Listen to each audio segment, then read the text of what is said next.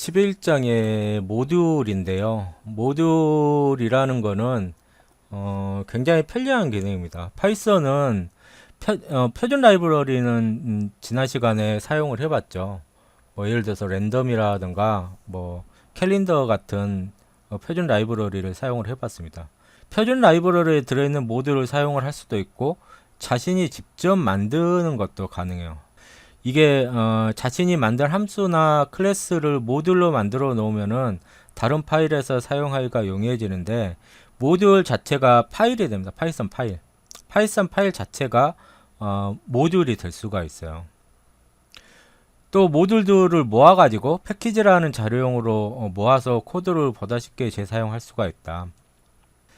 파이썬에서 모듈의 특징은 스크립트 파일을 그대로 모듈로 이용을 할 수가 있습니다. 스크립트 파일이라는 건 이제 점 파일로 끝나는 파일을 얘기를 하는 거예요. 이 파일을 그대로 모듈로 사용을 할 수 있고, 자주 사용되는 함수들을 파일로 작성을 해두고 필요에 따라서 임포트를 해서 그 안에 있는 파일을 이용을 할 수가 있어요.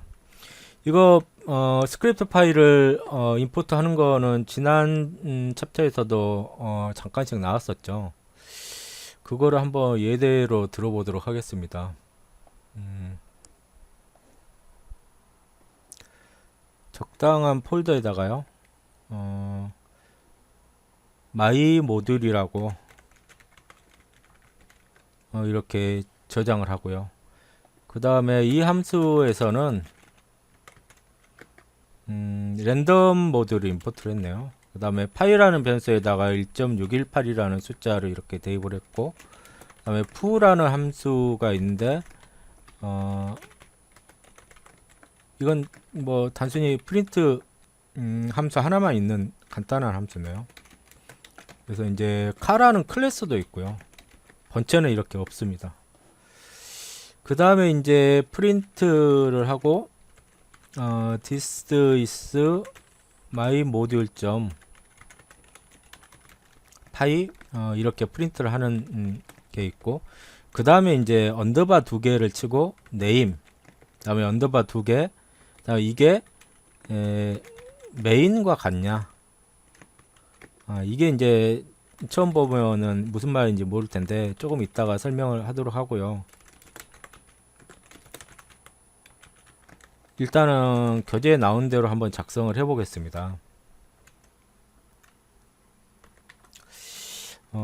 다이스 롤, 그 다음에 랜덤 모듈에서 랜드인트 함수를 써가지고요. 랜덤 모듈에서 랜드인트 함수를 써가지고 1에서 6 사이의 정수를 임의로 출력을 하는 거죠. 네. 이게 이제 my module.py예요. 그래서 이걸로 이제 my module.py로 이거를 저장을 했죠. 근데 이 파이썬 파일 자체가 모듈이 될 수가 있어요. 그래서 모듈로 사용될 스크립트 파일의 파일명은 관례적으로 이런 규칙을 따라야지 되는데요. 숫자로 시작하지 않고 중간에 점을 포함하지 않는다. 네.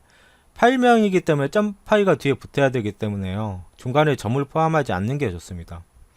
그 다음에 변수명 10별자하고 비슷하게 예하거나 내장함수, 표준 라이브러리 등의 모듈은 피하는 게 좋고요. 왜냐면은 표준 라이브러리 모듈명하고 이 사용자 모듈하고 이름이 똑같으면은 그거를 임포트를 할 때 어느 것을 임포트를 해야 될지 혼동의 여지가 생기겠죠.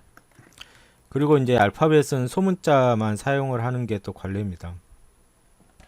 그래서 이 파일을 이제 저장을 하고요.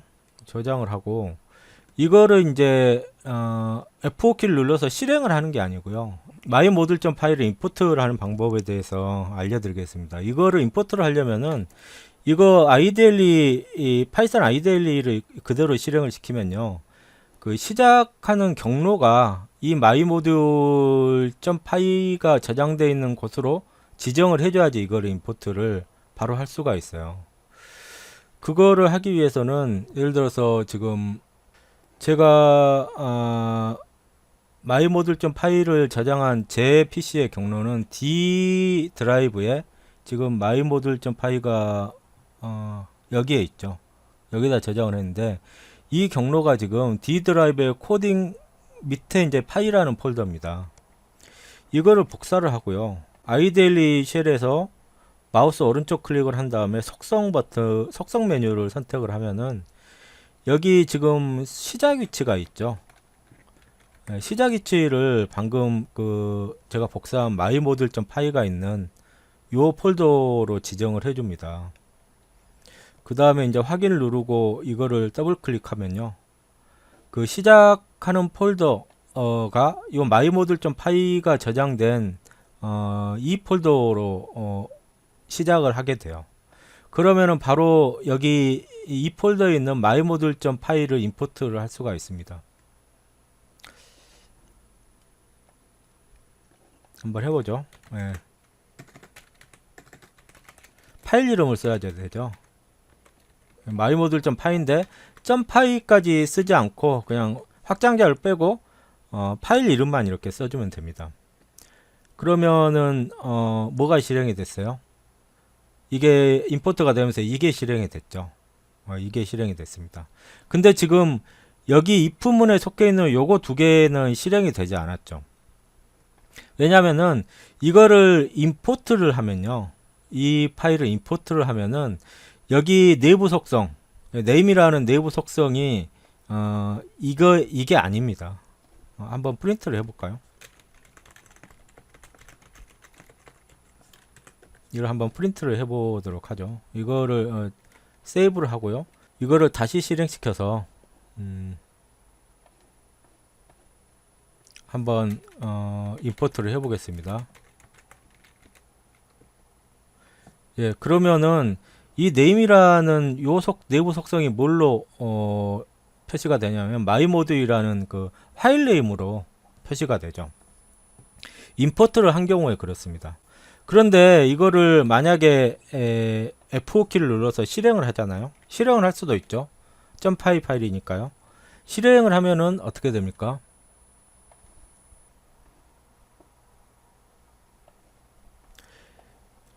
새로운 창이 열리고 그 다음에 결과를 보면은 요 내부 속성 언더바 2개, 그 다음에 name 또 언더바 2개로 되어 있는 요 내부 변수는 이름이 이제는 요걸로 되어 있죠. 실행을 한 경우에는 이걸로 되고 임포트를 한 경우에는 요 속성이 파일 이름으로 됩니다. 그러니까 만약에 임포트를 했다면은 요 if문이 거짓이 되니까, if문 뒤에 있는 조건이 거짓이 되니까 이 뒤에 있는 거를 수행을 하지 않겠죠. 근데 만약에 실행을 시켰다면은 요 속성이 이 문자열의 이름을 가지게 되기 때문에 요거 두 개가 실행이 되는 거예요. 그래서 지금 보면은 이거 두 개가 이렇게 실행이 된 결과를 얻을 수가 있죠. 그러니까 이게 요 if문이 어떤 의미를 가지냐면은 임포트를 요 .py 파일을 임포트를 한 경우에는 이 조건문이 거짓이기 때문에 이거는 없는 거나 마찬가지입니다. 근데 F5키를 누르거나 아니면은 그 커맨드 라인에서 이 파일을 파이썬 그 실행 파일을 거쳐 가지고 실행을 시킬 수가 있거든요. 여기 지금 파이썬 아이데일리 상에서는 F5키를 누르면 간단하게 실행이 되는데, 그 경우에는 내부 요 변수가 요 이름하고 같아지기 때문에 if문 뒤에 있는 요 실행문을 실행을 하게 돼요. 그리고 이제 이거를 임포트를 했다면은 아까 임포트한 CL로 들어가 보죠. 이거를 임포트를 했다면은 그 myModule이라는 이름을 통해서요, 여기 안에서 이 저장된 파이가 있죠. 파이라는 변수도 이렇게 접근을 할 수가 있고요. 그 다음에 foo라는 함수도 이렇게 실행을 할 수가 있고, 그 다음에 클래스도 있었죠. 카라는 클래스를 이용을 해서 이렇게 객체를 생성을 할 수도 있습니다. C는 myModule의 카 클래스의 객체가 되죠. 이런 식으로 그 파이썬 파일을 임포트를 하면은 그 안에서 정의된 변수, 그 다음에 함수, 그리고 클래스, 이런 것들을 전부 다 사용을 할 수가 있어요. 그러니까 다른 사람이 작성한 파일이나 혹은 내가 과거에 작성했던 파일에서 어떤 특정한 변수 값을 사용을 한다든가, 특정한 함수를 다시 재사용을 한다든가, 아니면 클래스를 다시 사용을 한다든가, 이런 일들을 할 때 이렇게 스크립트 파일로 저장해 놓고 임포트를 하면은 쉽게 재사용을 할 수가 있습니다. 굉장히 간단하죠. 다시 한번 정리를 하면요. 이거는 원래 없던 거죠. 예. 만약 임포트를 한 경우 아래에는 실행이 안 된다. 임포트를 한 경우에 실행이 요 밑으로는 안 되는 거죠. 예. 왜냐하면 이 조건이 거짓이기 때문에 if 블럭은 실행이 안 됩니다. 그리고 여기 지금 이거를 임포트를 하면은 파이 변수나 푸 함수, 그 다음에 카 클래스 이런 것들을 전부 다 사용을 할 수 있는데, 이것들 중에 필요한 것만 임포트를 하는 명령이 있었죠. from 임포트 명령도 여기에다가 사용을 할 수가 있어요. 예를 들어서 여기 쉘을 다시 시작해 보겠습니다. 그러면 이제 방금 임포트 했던 게 지워지고 초기 상태로 돌아가게 돼요. 그래서 from my module import car, 나는 다른 거 필요 없고 카 클래스만 임포트 하겠다. 그러면 이렇게 하면 되죠. 여기 요거는 이 프린트 문이 실행이 되기 때문에 그렇습니다. 그래서 이제 이 경우에는 카 클래스를 바로 사용을 할 수가 있죠. my module이라는 이름을 통하지 않고 바로 이렇게 사용을 할 수가 있죠. 네. 이와 같이 그 여러 개의 그 스크립트 파일에 있는 여러 개의 요소 중에서 한두 개만 골라서 쓰려면은 프롬 임포트를 사용을 하면 돼요. 예를 들어서 다시 이걸 리스타트 해보고요. from my module import 푸하고 카만 이렇게 임포트를 하겠다. 그럼 푸라는 함수를 이렇게 호출을 할 수도 있고 카 클래스도 이렇게 사용을 할 수가 있습니다. 11.2장의 OS 모듈에 대해서 한번 알아보도록 하겠습니다. 이전 장에서는 이제 사용자 모듈을 작성을 하는 방법에 대해서 설명을 했었고, 표준 라이브러리는 전에 설명을 한 적이 있죠. 거기에서 이제 캘린더 모듈하고 랜덤 모듈은 사용을 어떻게 하는지 설명을 한 적이 있는데, 그거 외에도 이제 자주 사용되는 모듈들을 이 장에서는 좀 더 소개를 해드리도록 하겠습니다. 먼저 나오는 게 이제 OS 모듈인데요. 이거는 이제 OS하고 관련된 명령어들을 수행을 하는데 필요한 함수들을 모아놓은 것입니다. 이거는 이제 OS 모듈을 사용을 하려면 임포트를 해야지 되는데요. 여기 IDLE 상에서 이거는 표준 모델에 속해 있기 때문에 바로 이제 임포트 명령어를 사용을 할 수가 있어요. 그 다음에 이제 여기서 보면 os.name이라는 변수가 있죠. 현재 이 파이썬이 돌아가고 있는 운영체제가 뭔지, 윈도우 같은 경우에는 NT가 이렇게 표시가 됩니다. 그 다음에 이제 os.getCwd가 있는데요. 이건 이제 현재 작업하고 있는 폴더, current working directory의 약자입니다. CWD가 현재 작업 디렉토리를 폴더라고도 얘기를 하죠.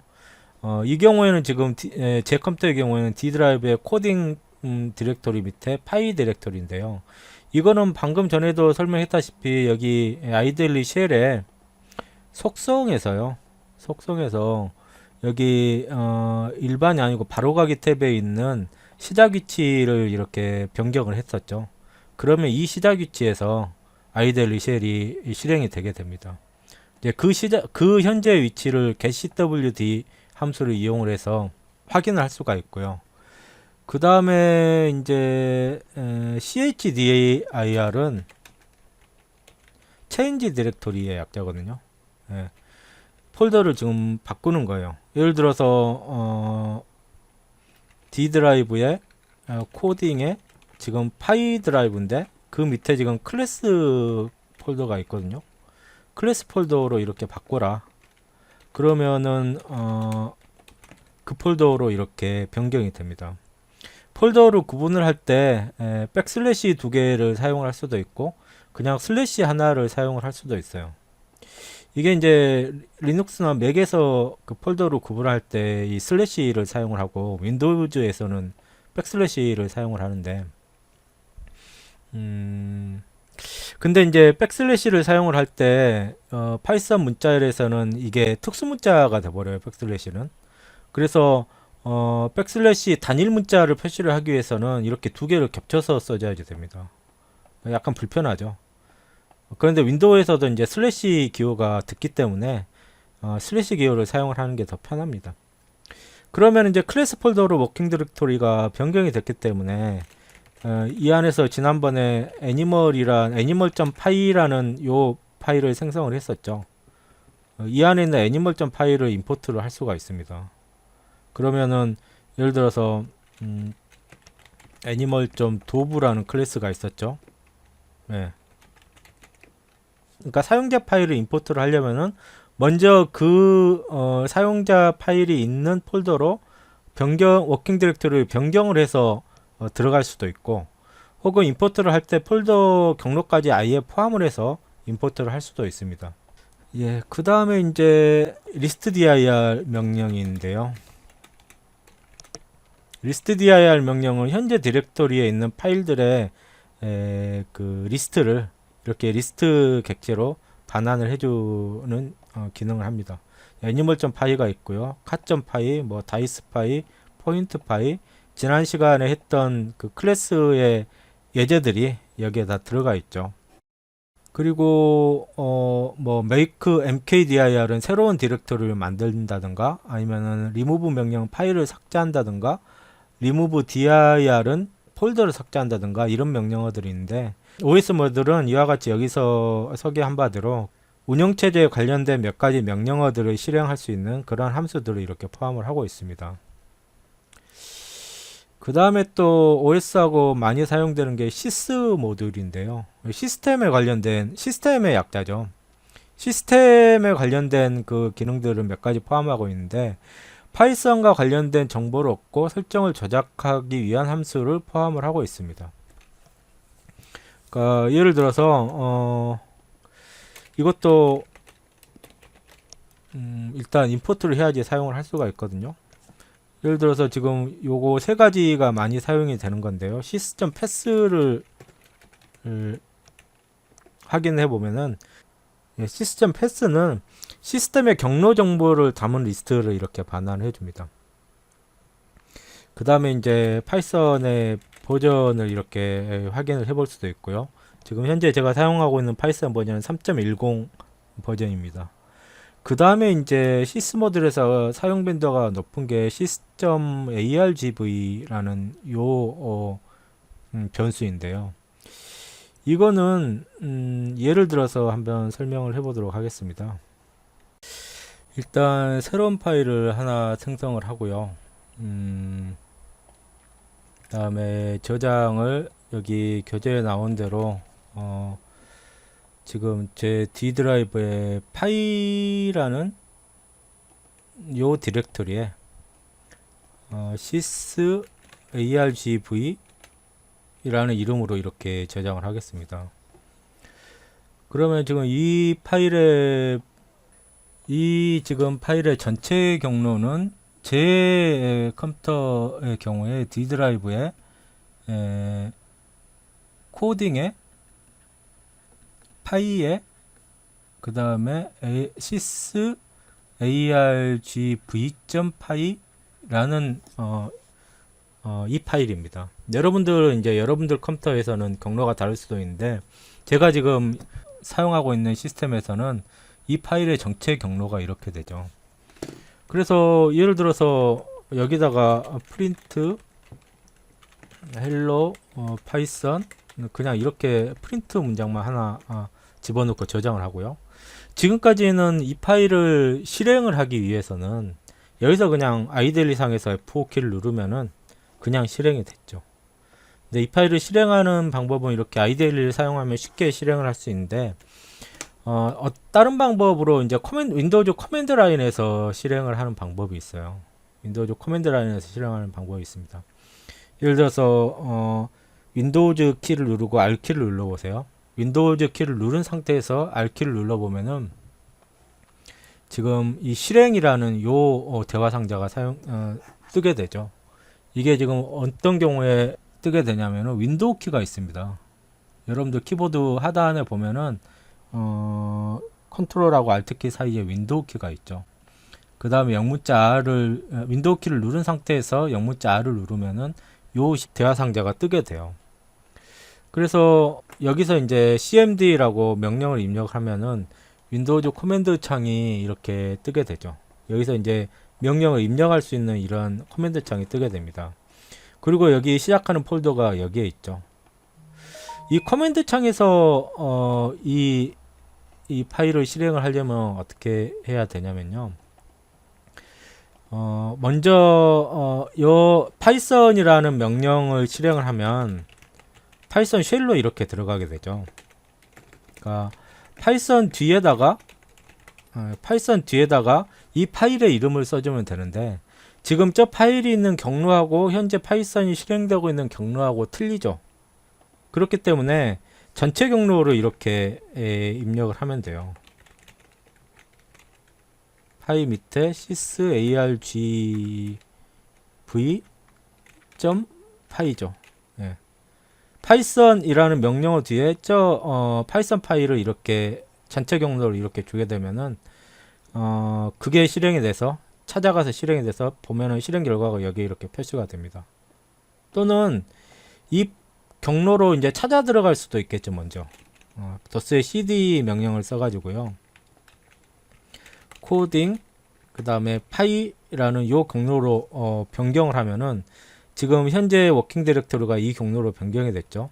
그럼 이 밑에 지금 sysargv.py가 있으니까 이 경우에는 이제 경로를 생략을 하고요, 파이썬하고 sysargv.py 이렇게 실행을 할 수가 있습니다. 자, 이런 번거로운 과정을 IDLE에서는 없애주고 단순히 이 에디터 창에서 F5키만 누르면은 이러한 식으로 실행해서 결과를 여기다가 이렇게 보여주게 되는 거죠.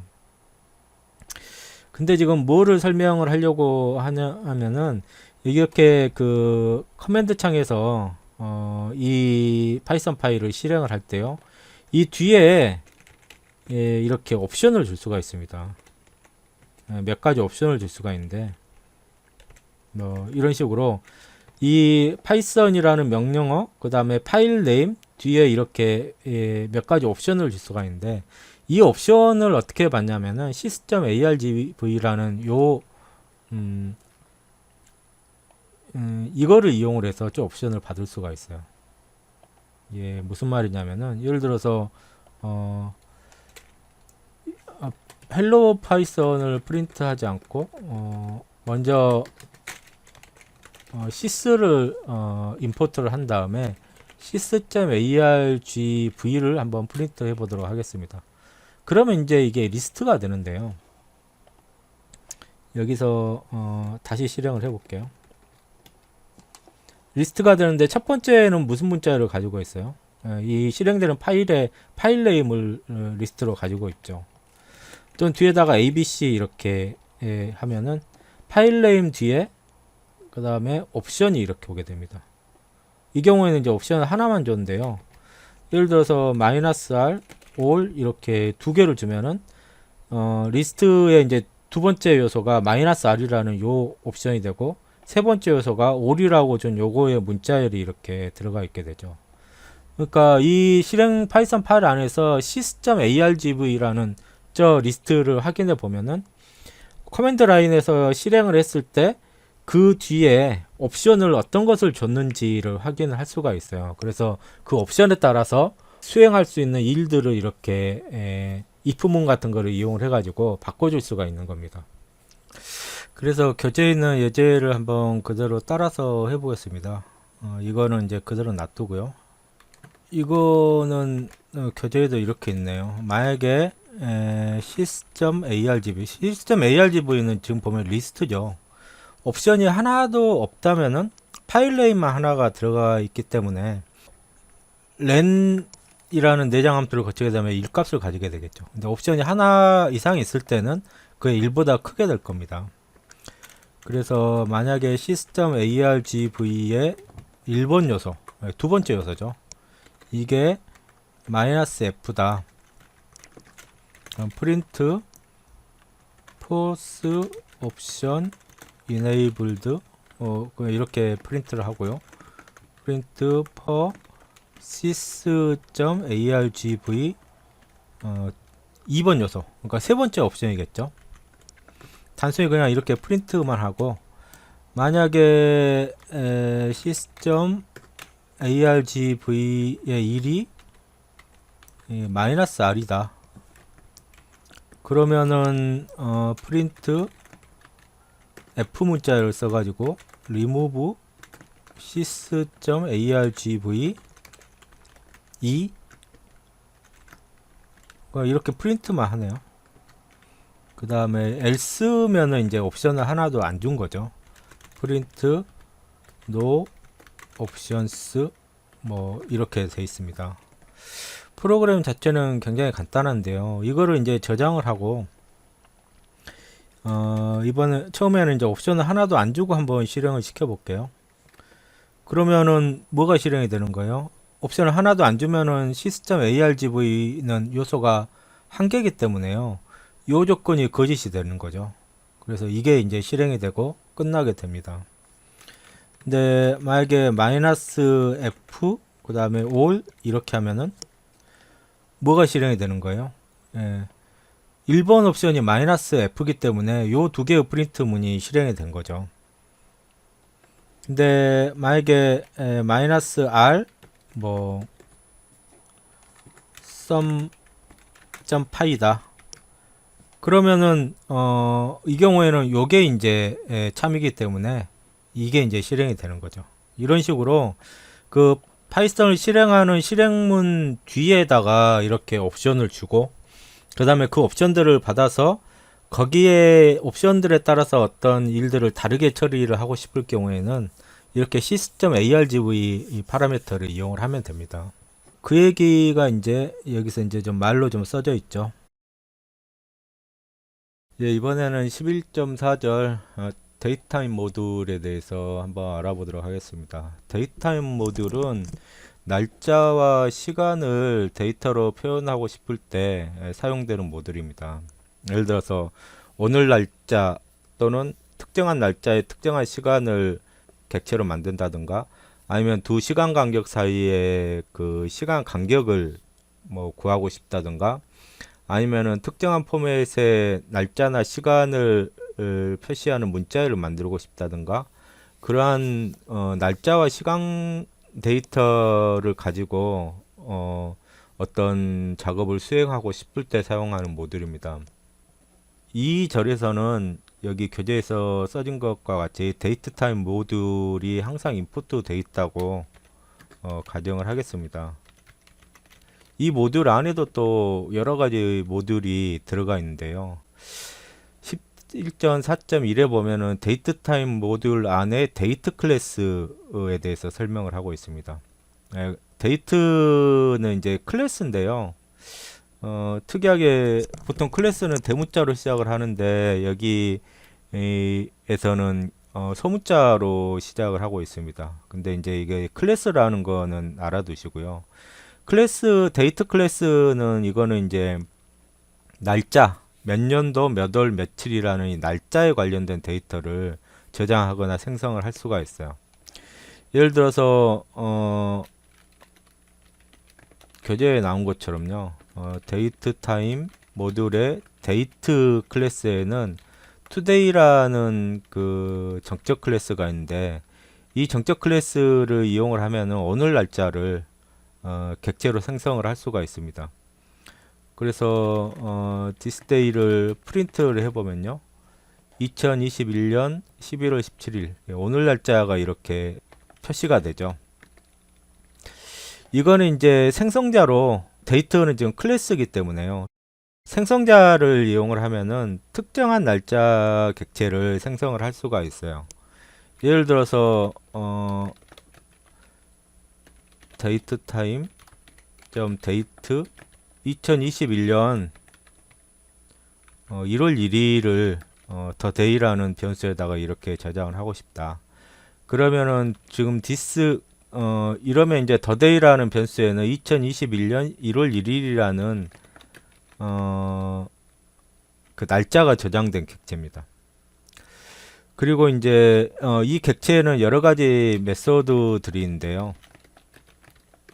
예.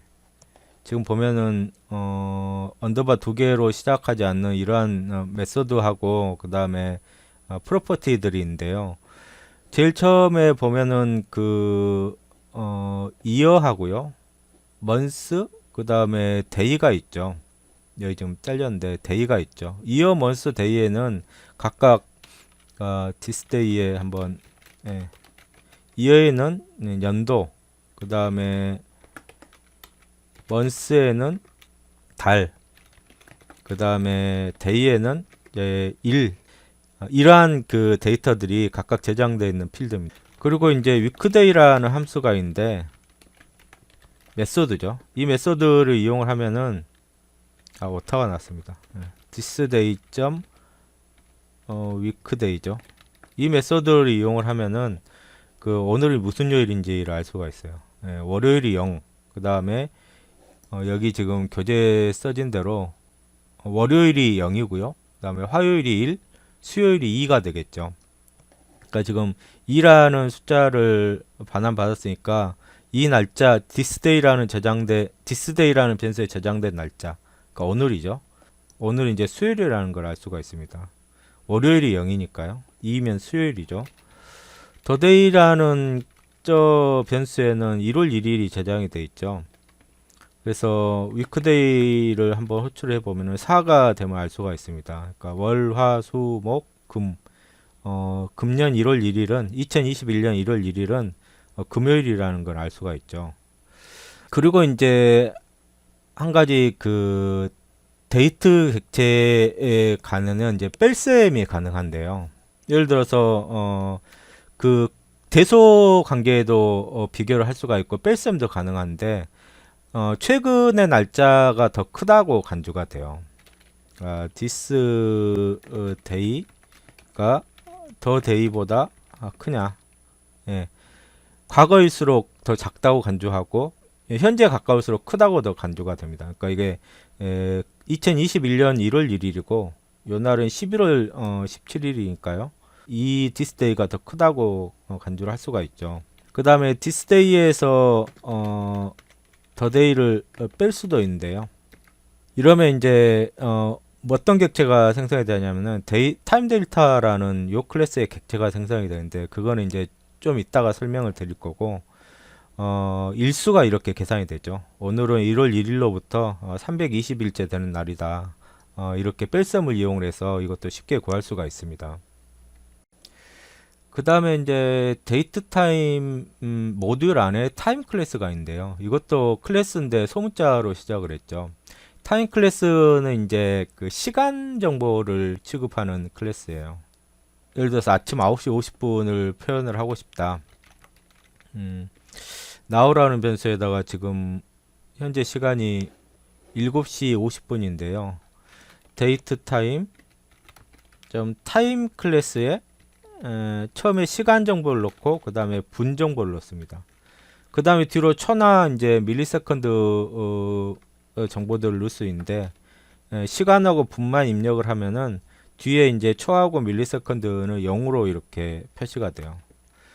그래서 프린트 함수에다가 이걸 넘겨주면은 7시 50분 0초라는 걸 알 수가 있죠. 그 다음에 now에 어떤 필드들이 있는지 보면은 마이크로 세컨드, 미니트가 있죠. 그 다음에 hour가 있습니다. 예.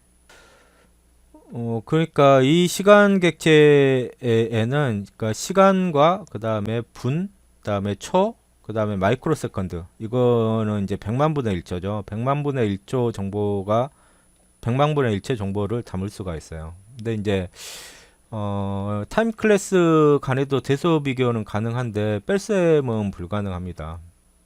그리고 이제 데이트 객체하고 데이트 클래스하고 타임 클래스보다는 이 주로 이제 데이트 타임 클래스가 많이 사용이 되는데요. 데이트 타임 모듈 안에 있는, 그러니까 이름이 똑같아서 헷갈리면 안 되는데 데이트 타임 모듈 안에 있는 데이트 타임 클래스가 있습니다.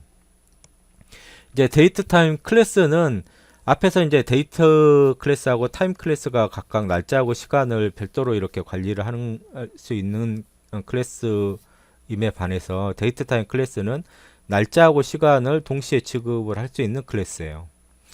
그리고 여기 지금 보면은 데이트 타임 클래스 안에 now라는 정적 메소드를 이용을 하면은 현재 시간을 정확하게 구할 수가 있습니다. 자, 교재에서처럼요. 데이트 타임 모듈에 데이트 타임 클래스에 now라는 이렇게 정적 메소드를 호출을 하면은 정확하게 현재 시간, 그러니까 2021년 11월 17일 7시 51분 43초. 그 다음에 맨 마지막에 있는 거는 이제 마이크로 세컨드죠. 마이크로 세컨드니까 약 0.89초 라는 걸 알 수가 있습니다. 마이크로 세컨드는 10의 마이너스 6승이죠. 밀리세컨드는 이 중에서 앞에 세 자리겠죠. 893 밀리세컨드가 되겠죠. 그리고 이제 생성자를 이용을 해서도 특정한 시간을 구할 수가 있는데요. 예를 들어서 교재에 있는 것처럼 과거 어느 시점을 패스트라는 변수에다가 데이트 타임 모듈에 데이트 타임 클래스입니다. 2003년 3월 1일 13이라고 하면 오후 1시죠. 오후 1시라는 요 특정한 시점을 패스트라는 변수에다가 이렇게 저장을 할 수가 있는 거예요. 이와 같이 데이트 타임 클래스는 날짜하고 시각을 동시에 취급을 할 수 있다. 그 다음에 이제 타임 델타 클래스가 있는데요. 타임 델타 클래스는 그 데이트 클래스 간의 뺄셈 혹은 데이트 타임 클래스의 객체들 간의 뺄셈을 수행을 할 때 생성되는 객체가 바로 이 타임 델타 클래스의 객체입니다. 그러니까 아까 데이트 클래스에 대해서는 했었죠. 데이트 타임 클래스에서도 한번 해보겠습니다. 지금 now라는 요 변수에는 지금 현재 시간이 저장이 되어 있고요. past라는 요 변수에는 과거 시간이 저장이 되어 있죠. 그러니까 now가 past보다 더 크냐? true를 반환을 하죠. 현재 시간에 더 가까울수록 더 크다고 간주가 돼요.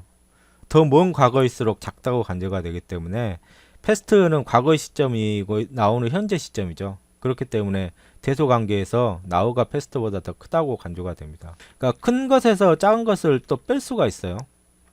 그러면은 2003년도 3월 1일 13시부터 현재 시간의 간격을 이렇게 구할 수가 있죠. 6835일, 그 다음에 67,903초, 그 다음에 마이크로 세컨드는 893343 마이크로 세컨드다. 이렇게 마이크로 세컨드 단위까지 정확하게 구할 수가 있습니다. 그리고 이 뺄셈의 결과를 예를 들어서 d라는 변수에다가 이렇게 저장을 했다고 간주를 해보세요. 그러면 이 d라는 객체는 뭐가 되느냐? 데이트 타임 모듈의 타임 델타 클래스의 객체다 라는 것을 알 수가 있습니다. 그래서 타임 델타 클래스의 필드를 보면요, 데이스라는 필드가 있고, 그 다음에 세컨드라는 필드가 있고요, 그 다음에 마이크로 세컨드 라는 필드가 있죠. 그 다음에 이제 메소드로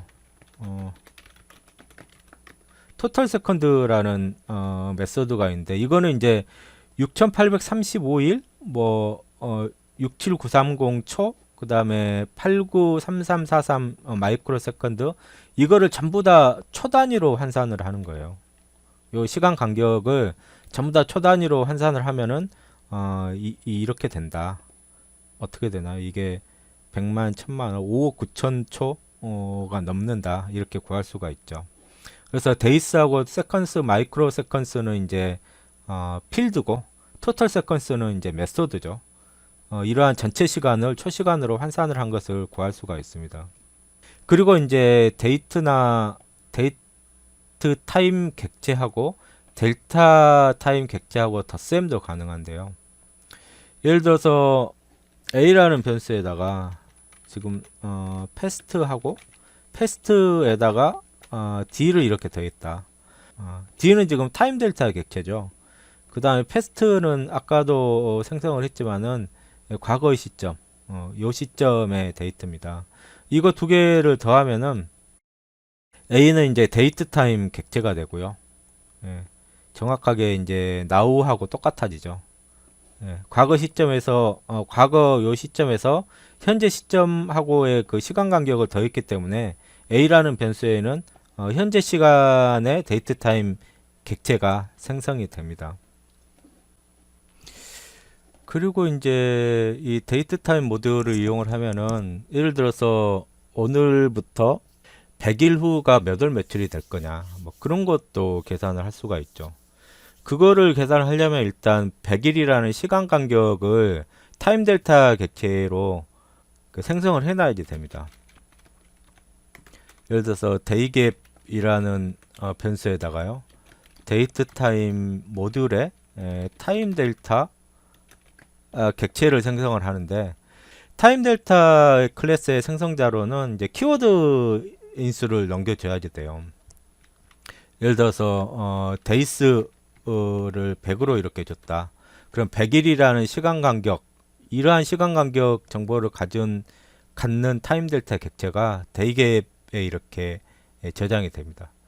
또는 교재처럼 1000초의 시간 간격을 집어넣으려면은 seconds라는 이 키워드에다가 1000이라고 이렇게 넘겨주면 됩니다.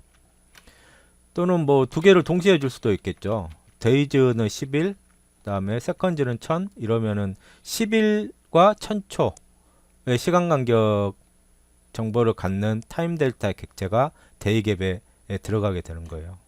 지금 원하는 거는 이제 100일이라는 시간 간격이고요. 그 다음에 이제 today가 데이트 타임 모듈에 데이트 클래스에 today라는 그 메소드가 있었죠. 적정 메소드죠. 그러면 이제 오늘 시간이 구해지게 되는 거죠. 그래서 after 이런 변수에다가 today에다 데이갭 변수를 이렇게 더하면은 이거 어떻게 됩니까? 예, 오늘부터 100일 이후는 2022년 2월 25일이다. 이렇게 구할 수 있는 거예요. 또는 이제 프린트 객체에다가 이거를 넘겨주면은 좀 더 예, 보기 편하게 이렇게 표시를 해주죠.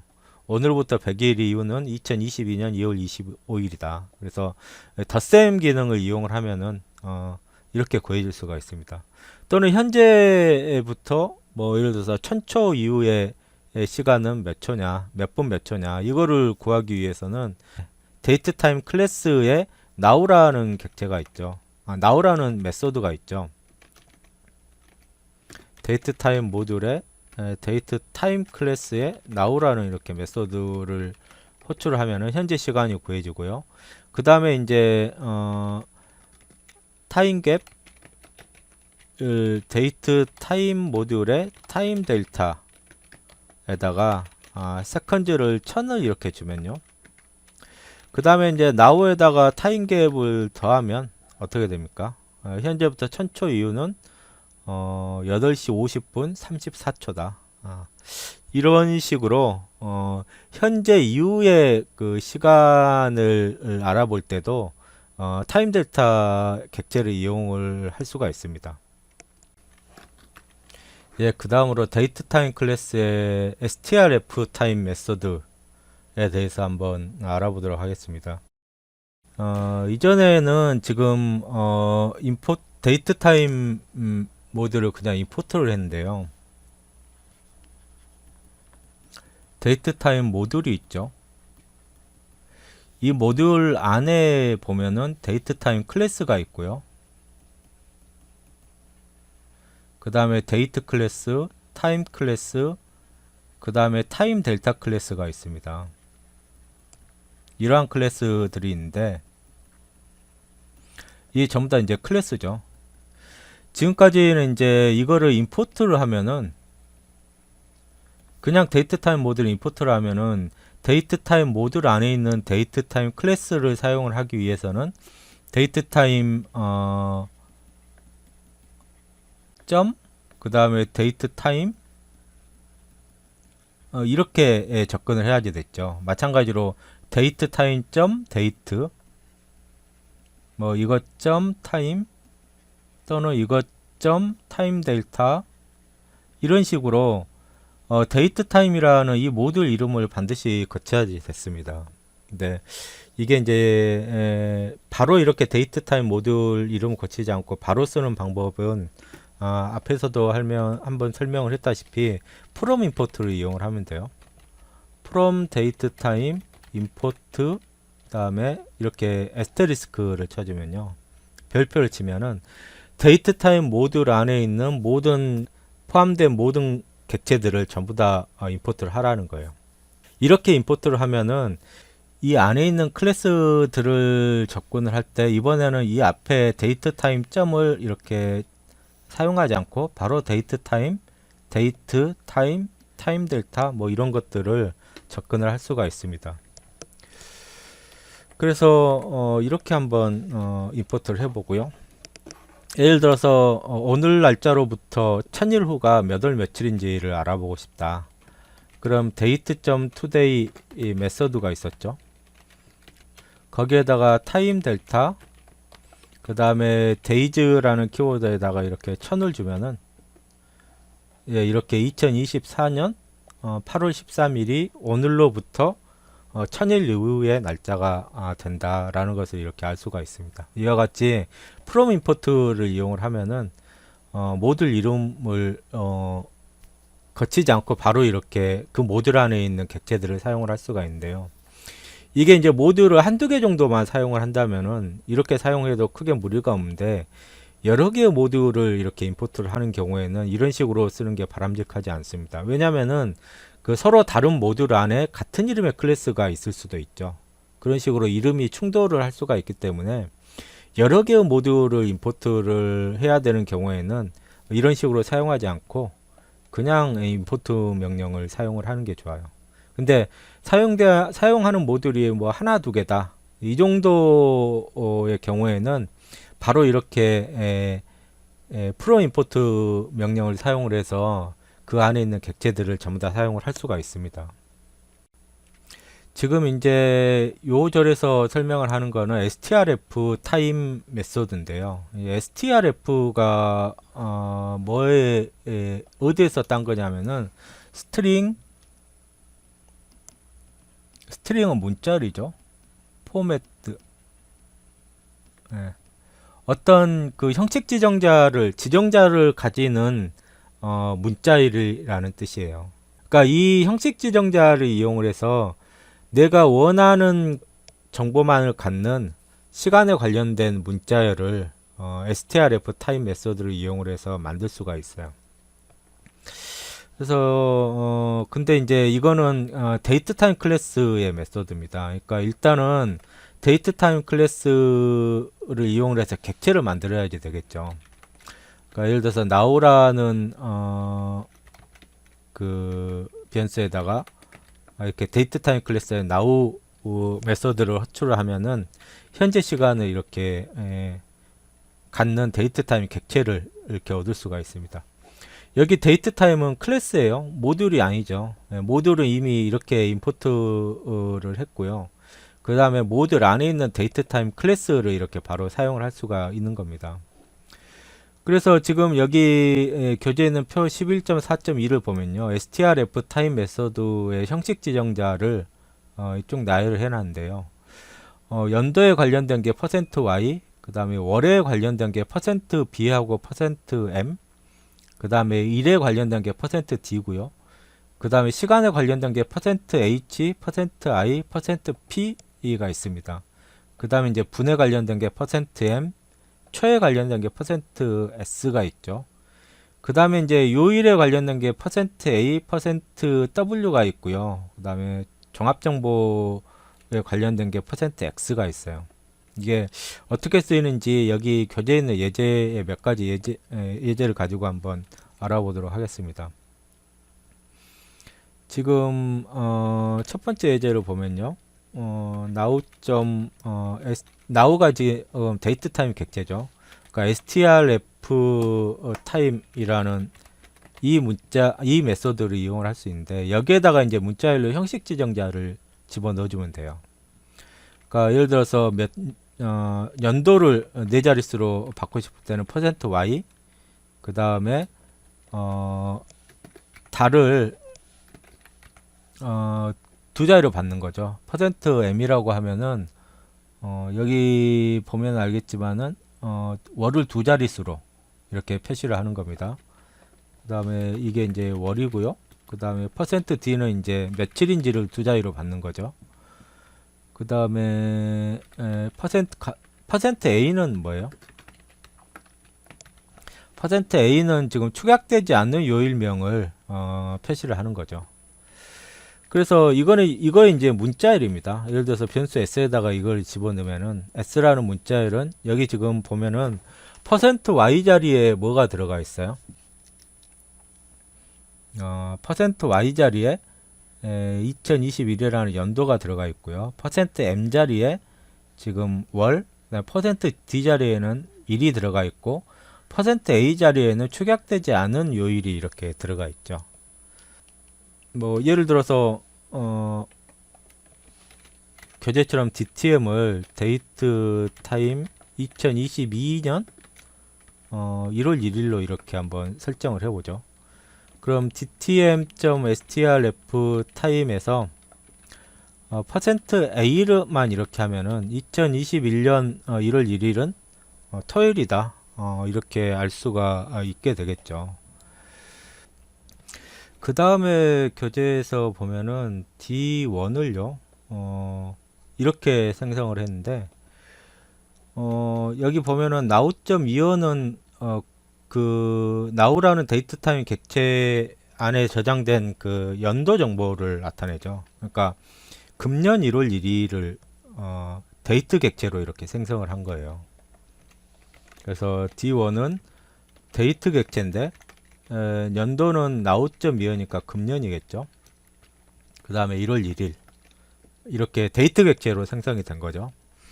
그 다음에 이제 여기 요주를 보면요, 지금 now.date라는 메소드를 호출을 했습니다. now.date라는 메소드는 그 now는 지금 데이트 타임 객체잖아요. 데이트 타임은 데이트 정보하고 타임 객체가 두 개가 다 들어가 있는 거예요. 근데 데이트라는 메소드를 호출하면은 그 중에서 데이트 정보만을 뽑아서 데이트 클래스의 객체를 반환을 해줍니다. 이거를 nd라고 할까요?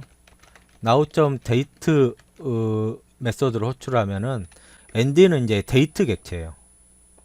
데이트 객체, 그러니까 now의 데이트 타임 객체에서 데이트 정보만을 뽑아서 날짜 정보만을 뽑아서 데이트 객체를 반환을 해줍니다.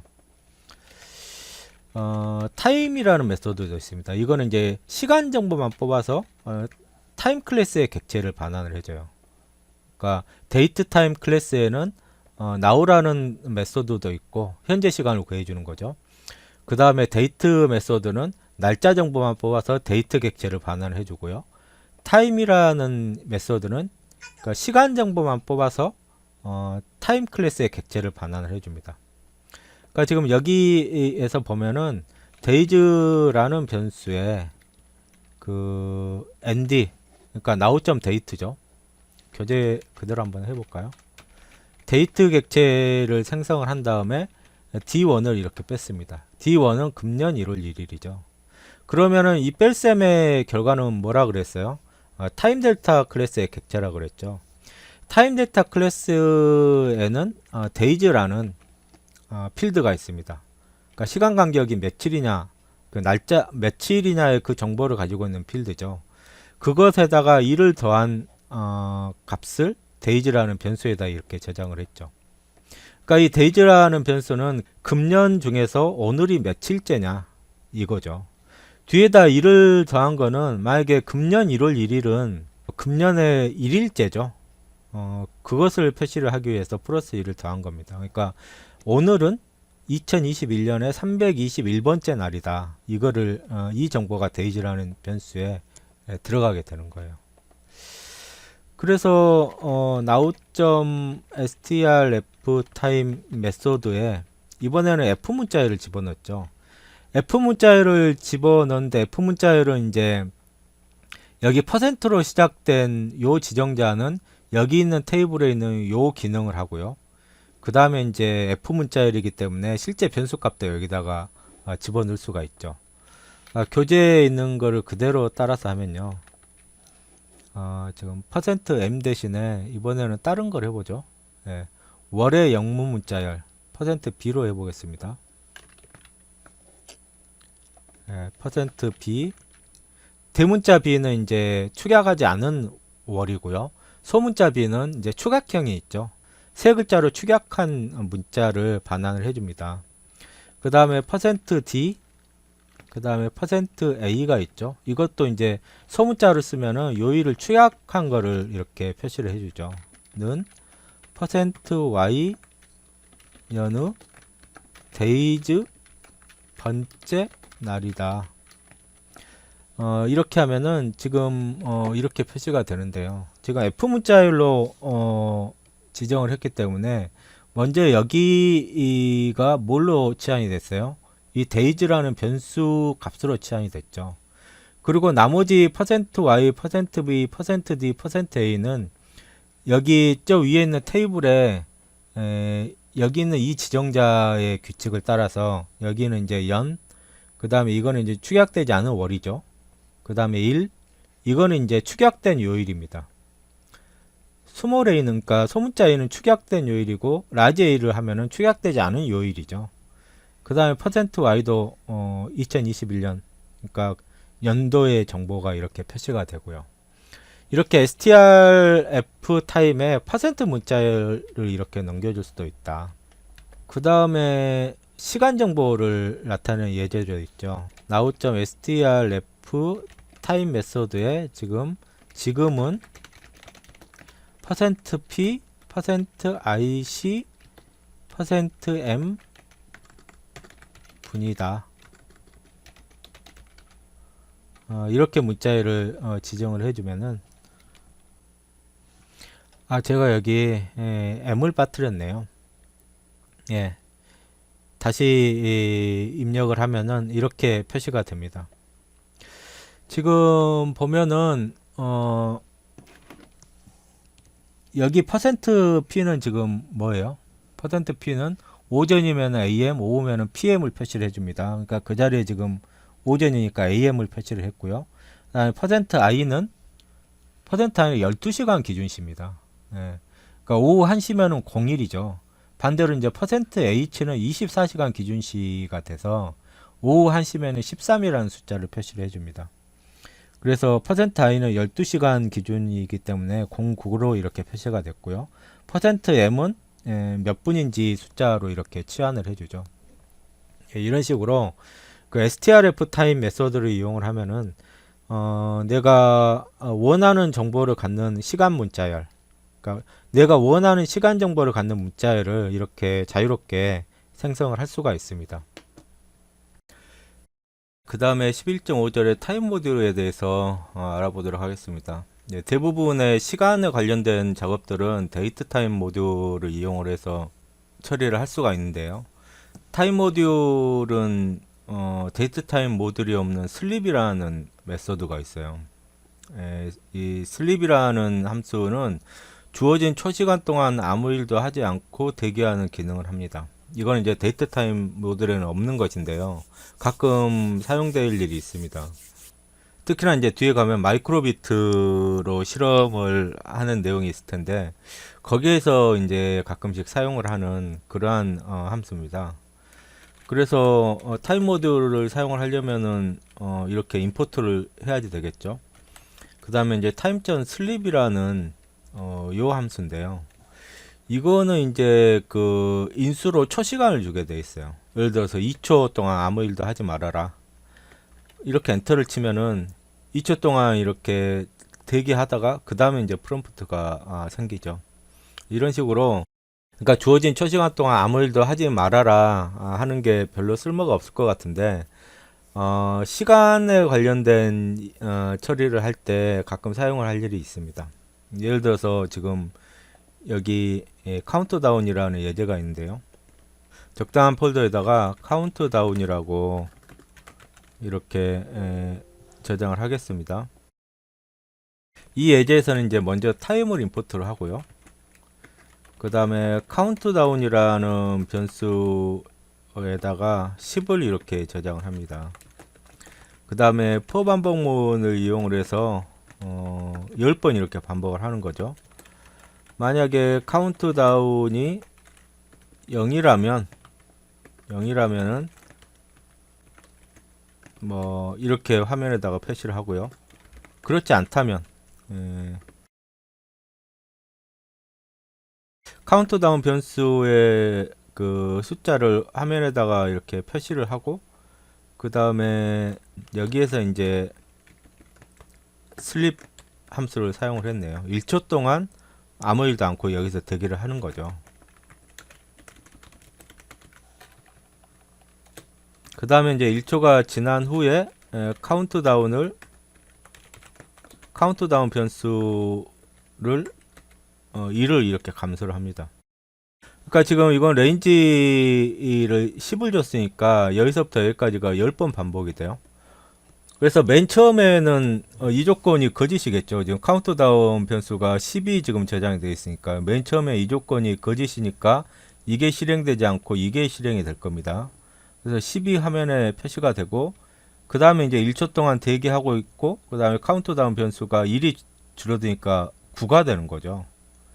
그래서 2 위로 올라가면 여전히 이 조건은 거짓이기 때문에 9를 표시를 하고 1초를 대기를 하고, 그 다음에 이제 8이 되죠.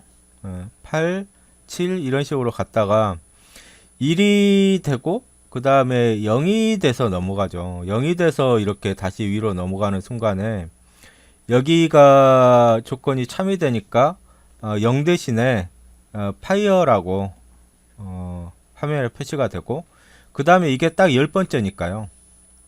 한 번, 두 번, 세 번, 네 번, 9번, 10번째니까 이 반복문이 종료가 되게 됩니다. 10번만 반복을 하게 돼 있죠. 이런 식으로 카운트다운이 되는 효과를 낼 수가 있어요. 이거를 저장을 하고 F5키를 눌러서 실행을 하면요. 그 다음에 여기 지금 방금 제가 설명한 것 같이 10부터 이렇게 숫자가 쭉 내려가면서 1부터 10까지 10번이 이렇게 반복이 됐네요. 그러니까 여기가 레인지를 11로 이렇게 고쳐야 될 것 같습니다. 여기 파이어까지 표시를 하려면 11이 돼야지 될 것 같습니다. 다시 실행을 해보죠.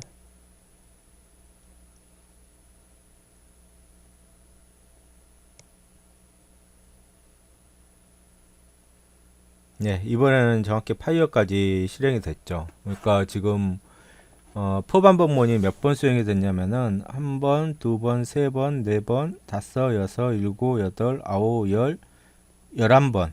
11번이 이렇게 수행이 된 거죠. 10이 아니고 11까지 돼야지 정확하게 파이어까지 화면에 출력이 되고 반복문이 종료가 됩니다. 그 다음에 이제 매스 모듈이 있는데요. 매스 모듈이 이제 수학 계산과 관련된 함수나 상수를 제공을 하는 그러한 모듈입니다. 예를 들어서 원주율이라든가 자연상수라든가 이런 상수들이 정의가 되어 있고요. 그 다음에 이제 삼각함수나 초월함수 같은 수학 관련 함수들을 가지고 있어요. 그래서 매스 모듈의 변수와 함수에 대해서 제가 표로 정리를 해놨는데요. 이거를 임포트를 하기 위해서는 이것도 이제 기본 모듈에 들어가 있기 때문에 바로 이렇게 매스를 임포트를 할 수가 있습니다. 그래서 예를 들어서 원주율 파이라는 변수가 매스 모듈에는 있는데요. 그래서 이게 이제 원주율을 값을 가지고 있는 거죠. 또는 이제 자연상수는 소문자 2를 가지고 있습니다. 그 다음에 이제 무한대를 표현을 하는 숫자가 INF라고 변수명으로 주어져 있어요. 무한대가 이제 인피니트 넘버에서 딴 거죠.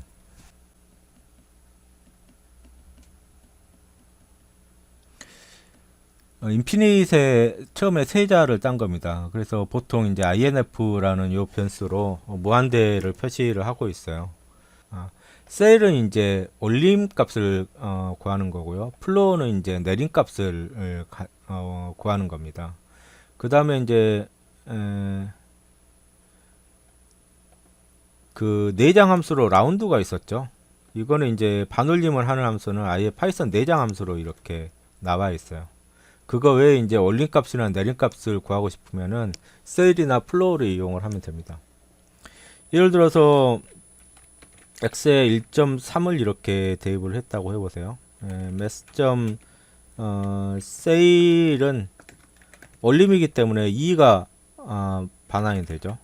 반대로 이제 플로우는 내린 값이기 때문에 소수점 밑이 버려지고 1이 이렇게 반환이 됩니다.